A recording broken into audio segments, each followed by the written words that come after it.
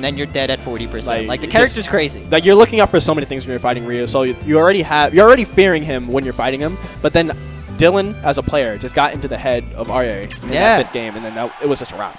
He could not do anything, as indicated by taking 51% the entire game. All right, so going into this next set, it is Sync and Vivid. Yeah, we're just going to head straight into the next one. Vivid playing Lucario. Yeah, he said he wasn't really practicing Corrin all week. He got 3rd at Smash Frenzy on Thursday, basically going all Lucario. Yeah, his Lucario was looking crisp. Yeah, this is not a bad Lucario. Like I'm impressed. He's been playing him for such a short period of time, and he's doing so well with Lucario. I mean, I don't blame him for wanting to play him. Right? Look at this character's cool. I know. I'm happy he's playing him just because, just like Ryu, this character has such a fear factor to him. Right. That if you get in your opponent's head and you're sitting at 150%, you're gonna kill him at back air with back air at like 20%. But speaking on that, this is one of the best characters equipped to fight Lucario in Cloud, especially Limit Cloud. Yeah, Limit Cloud has the way people really want to go about. Oh my God. The way people really want to go about fighting Lucario is getting those stocks off as early as possible, and Limit opens up so many kill options for Cloud in the Limit Cross Slash and the Finishing Touch and the Limit Climb Hazard, that he is able to just kind of erase stocks off of Lucario if need be, if you ever catch him in a bad position. Yeah. And even without Limit, Lucario is a character that struggles against disjoints and landing, and Cloud has one of the longest effective ranges in the game. Yeah, that's and one of the best landing traps in the game. So perfect pick from Sync by virtue of this being his main, of course, but Vivid's going to be struggling a lot in this set, just trying to do anything. My only argument against Sync in this... Yo, just do it! Yeah, I was going to... My only argument with Sync in this matchup is he isn't the greatest at utilizing Limit to get the stocks. Like, watching a lot of his the other sets today, he didn't get kills off of Limit. He kind of saved it more for a recovery option. Yeah, I definitely feel that, though, where, oh my God, that was bad. That was definitely missed input. We all know it. But I understand why, because the attributes you get with Limit are just so great that you kind of never want to lose them unless you have to, you know? Yeah, stock tanking, especially against Lucario, is like really good, and he has to stock tank against Lucario, because Lucario is ever at like such a high percent, like it's over. I don't know. I understand that like he wants to keep the Limit on him, and just have the attributes, have the speed to maneuver around Lucario, and then have a surefire recovery option. And then just focus on using your aerials and your normals to kind of take care of Lucario. But if the opportunity arises, you just got to take it sometimes, you know? If you ever have the opportunity just for that... Oh, trying to get... Down smash. See, that's kind of a laggy down smash, too. Yeah, Lucario didn't have any really... Okay, that was not really the best Limit cross slash there. Sync likes to throw it out sometimes on the shield, and like, yeah, it's safe, but sometimes burning Limit just isn't the greatest option. Right. Alright, Sync at the ledge at 187%. Finally going to lose the stock at 200, but Lucario is already down on his last stock, 73%. We all know how deadly Lucario is with Aura. That Aura Sphere did 18%. I probably don't need to see anything else on the matter. But just because he took that stock, he's back in this game for real. Once Vivid hits 100%, I think a back air will probably take Cloud off the sides at like 60. At 100? Maybe. I can see that happening. Yeah. I can't remember the exact percents. Oh my God. Okay, he landed. That Aura Sphere was almost really good because I thought he caught Sync right before he landed, so he had to use his Limit to recover. All right. Sync got to be careful how he gets back on the stage. Vivid a little late on the Aura Sphere because that is a like 100% ledge trap. You really have to rely on the Lucario player messing something up to really get past. And luckily Sync lucked out there. Vivid shot the Aura Sphere too late. Aura Sphere is actually like one of the scariest ledge options in the game, just because like if you react wrong, you're probably dead. All right, F though, gonna get him off stage. Oh, he barely went under that Aura Sphere. That thing literally covers up like the platform. Like that shield was looking small too. Yeah, the back air. Lucario is a powerhouse character officially, but so is Cloud. Both of them are just waiting for each other to mess up and use one of these high power options to really get the stock off the opponent and get this first game. Let's see if he's gonna do normal get up. I was looking for neutral get up because neutral get up against Cloud with Limit is a trap. Yeah. He has Climb Hazard. I'm surprised Sync didn't just cross slash there, because the last hit of cross slash would have hit him on the ledge. No way. They're just laughing that one off too. That's such an anticlimactic kill. Yeah, you just see him down. Just short hot fair, and he just goes straight up. Yeah. Oh man. I really do feel like Vivid got away with murder when he did that regular get up. Yeah. Up B on the ledge is kind of dumb. Yeah, Limit Climb covers that option extremely well. Alright, Vivid going Corrin. Going the tried and true main. Yeah, okay, he's going back to Corrin. I mean, honestly, Lucario wasn't working too bad. It's just... he knows that that's not his main of choice, and he probably wasn't as comfortable as he will be with Corrin. Yeah. And this is actually a matchup that's under a lot of scrutiny lately. A lot of Corrins are kind of going against what we previously perceived, that this was matchup was like about even. Now they're all thinking that Cloud like wins, like just straight up. I mean, this game is constantly changing. Exactly. So, like, opinions on matchups and opinions on just like what's good against this character and what's not will always be changing. Yeah, they fluctuate frequently, but like, I don't know. I'm just hearing like Ryuga, for instance, is one of the best Corrins. Yeah. Right? He now has the feeling that Cloud Corrin is not a matchup that he should play. Really? Yes. All right. So I'm not really sure. Oh, okay, that's not killing him.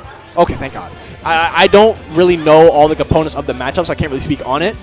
But I imagine it would have something to do with Cloud having the options to really keep up with Corrin's lack of speed, and then having the explosive kill power that comes with Limit, right? And Corrin kind of has trouble landing too, and Cloud can take advantage of that all he wants.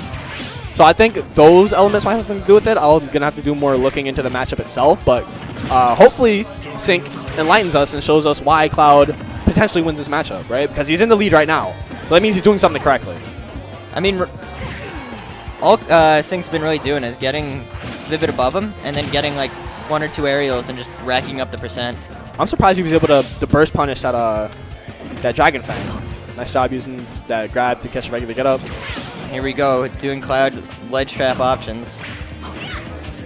So he's going to take the first out. Cuts off the Dragon Lunge with that back air, and now Sync is in a great position. 92% of the stock, full limit. Now he just has to kind of get back down to the Oh, no. Not yet, though. Okay, but he has no jump, so he has to be very careful here. Luckily, he has the limit to cover him, and why did that happen? Poor Corrin. I'm surprised that clashed like that, honestly. I keep forgetting that it's not like a true disjoint, it's actually Castor. Yeah.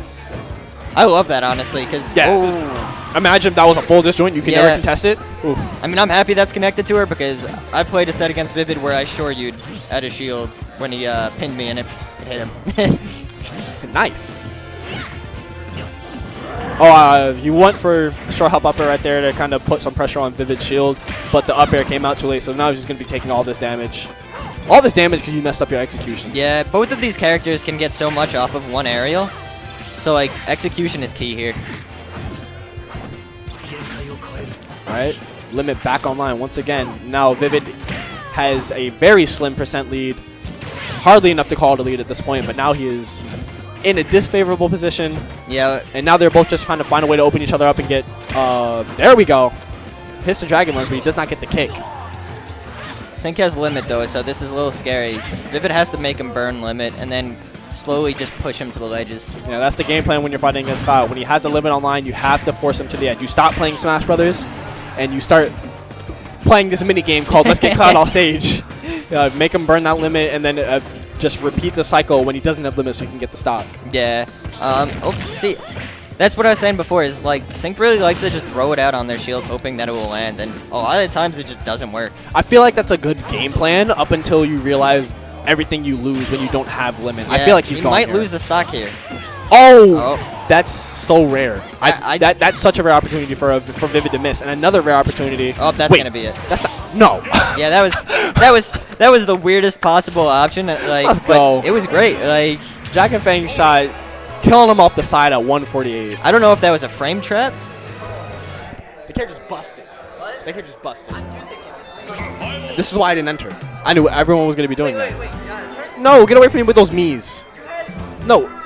Yeah, I don't care. You want me to fight against a small me? Yeah, I just stayed away from customs. Then you gotta get grabbed. Look, you don't understand, man. Anyway, customs aren't fun. Game 3. Okay, customs are fun, but I'm just not trying to fight against a small me. Some customs aren't fun. All right. Game 3. We're going to go back to Smashville. Let's see.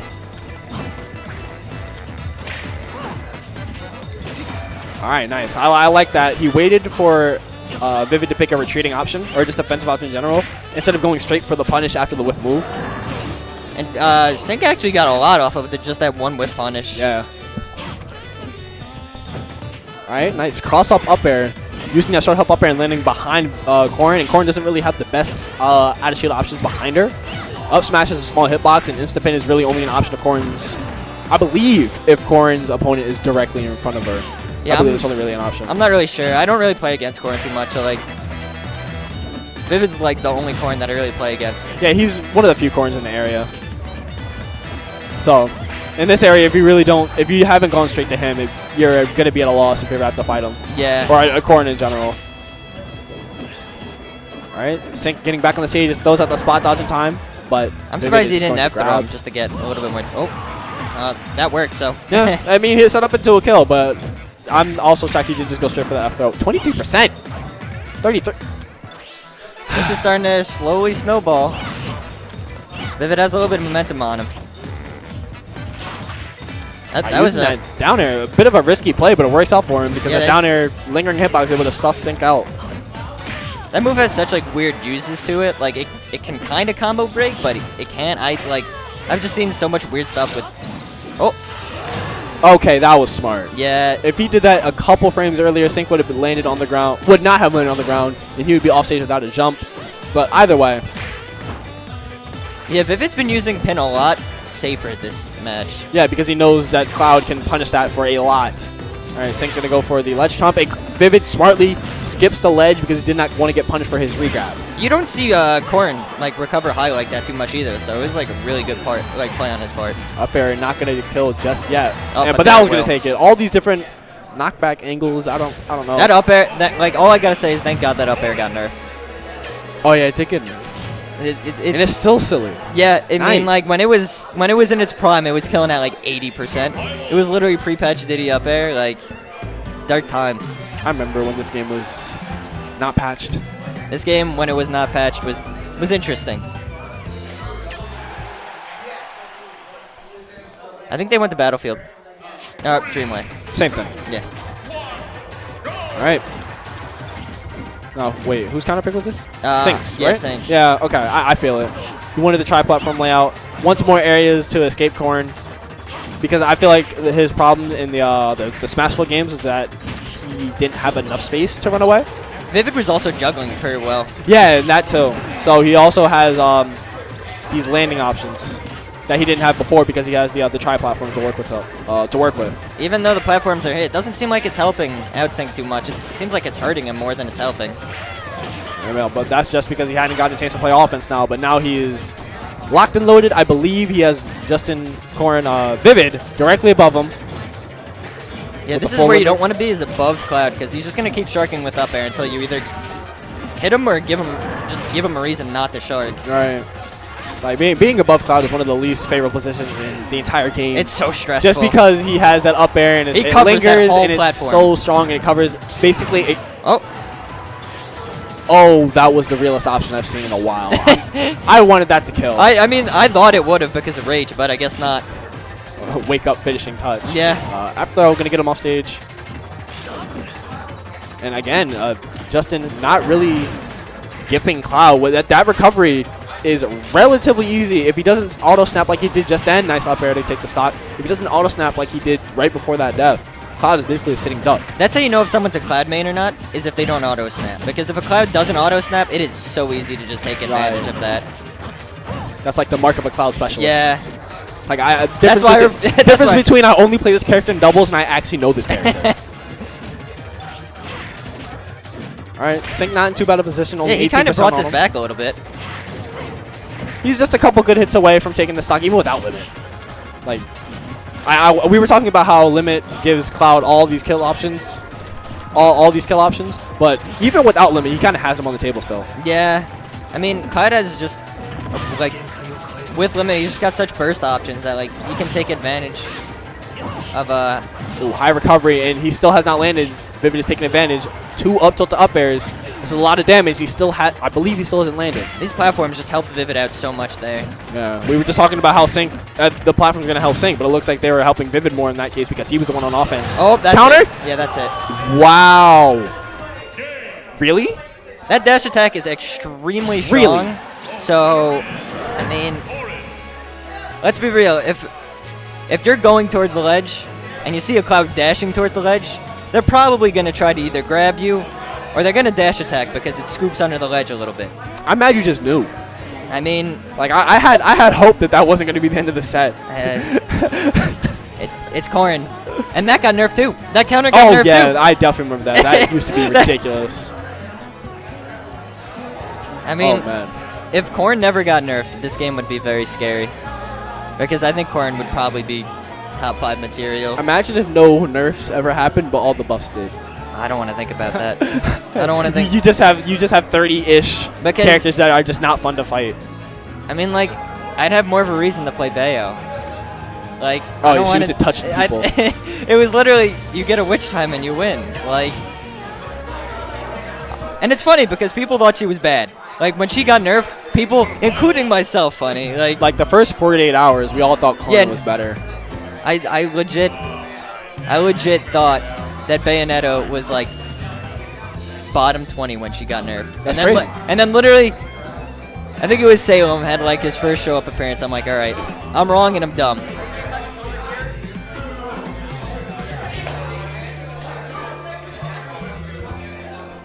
So I wonder who we're gonna have up next. We just played out both of the losers quarters matches, so we know who got 5th now. I believe it's going to be James and Rob now in winners finals. Yeah. Yep. And they're going to play at loser semis. He just goes, let's go, Rob. All right. So a very strange day in winners bracket. Yeah, Ended today's had a weirdish bracket. Yeah. I mean, we had Linguini show up, making an upset with Bryce. Beating Bryce, yeah. Vivid lost to... Who did he lose to? I'm not sure. I forget who he lost to. But I know he was in losers earlier than expected.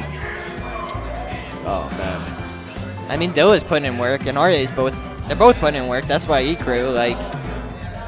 We had Stretch and Sandbag come from New York. Yeah. Neither of them made top 8, I believe.